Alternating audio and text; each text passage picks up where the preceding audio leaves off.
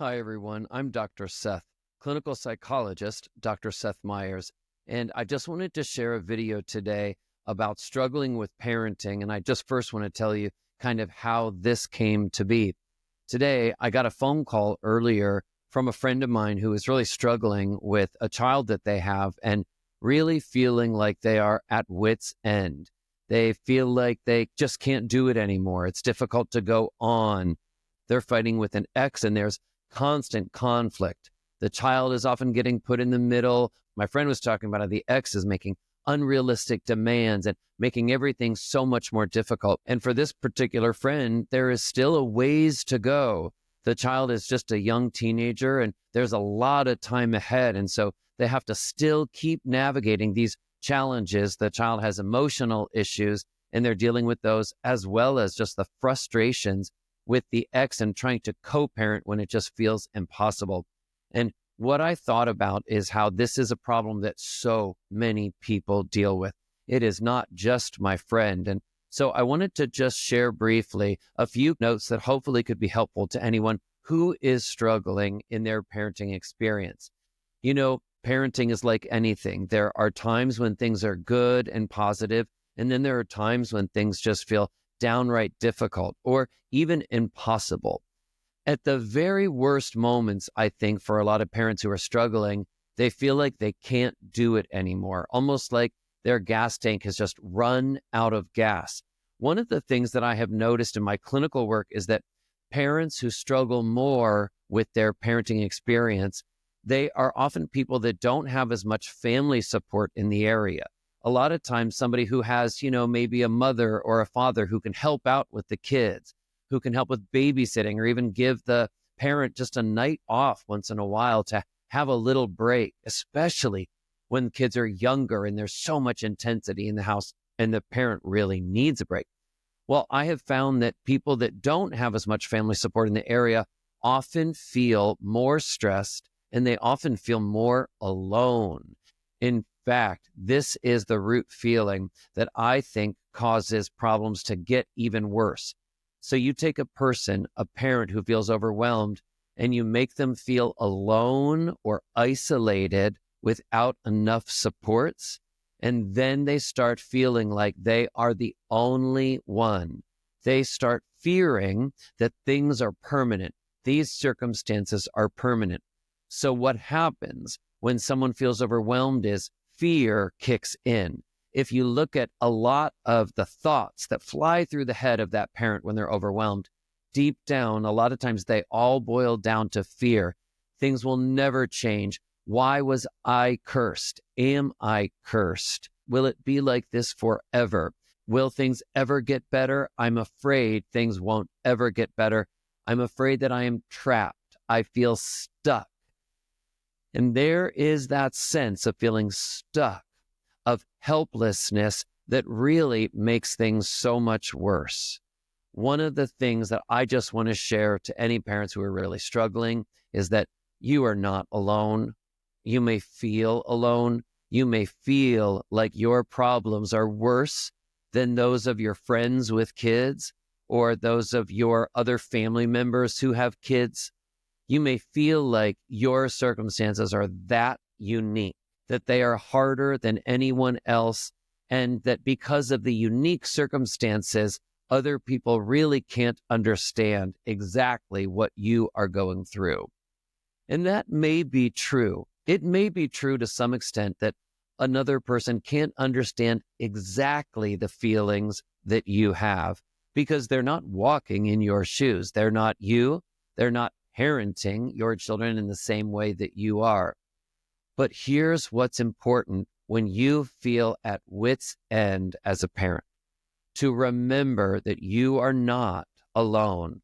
Although you may feel that way, feelings are not permanent, and feelings are not always necessarily objective.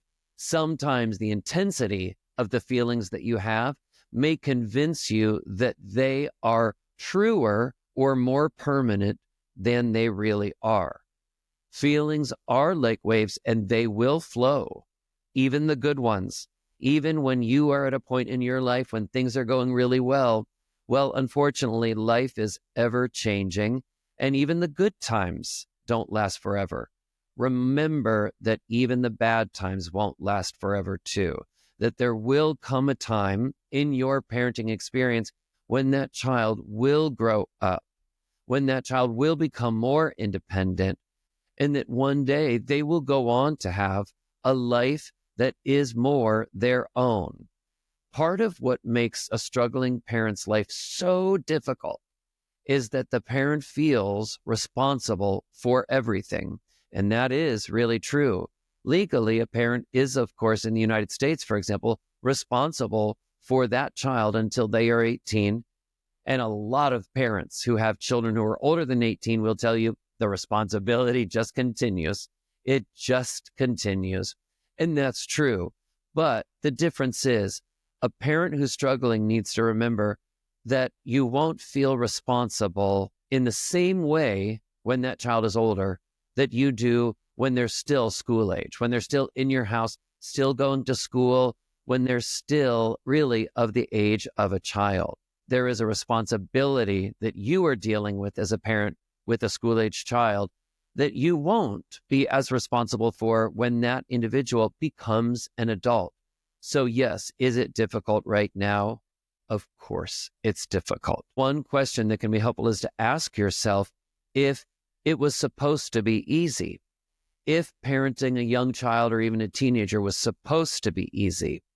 Now, in response, you may say to yourself, well, of course not. I knew it wasn't going to be easy and I'd never expected it to be easy.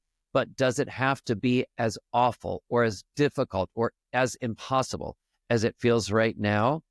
Well, you need to remember that right now will not last forever. It may be true that right now things feel that way. Things feel permanent. Things feel impossible. Things may even feel unbearable. What's really important for you to do is to not forecast into the future and start thinking too much. When you tell yourself things like, I'm trapped or I'm cursed, in this life, things will never get better. I will always have to deal with this dynamic, for example, with a toxic ex that I have to co-parent with. That is not necessarily the truth. I like to call this future tripping. You are tripping on the future, things that haven't even happened yet. And you are telling yourself a lot of times that you know exactly what will happen in the future. But the truth is, we don't know. We can't predict the future.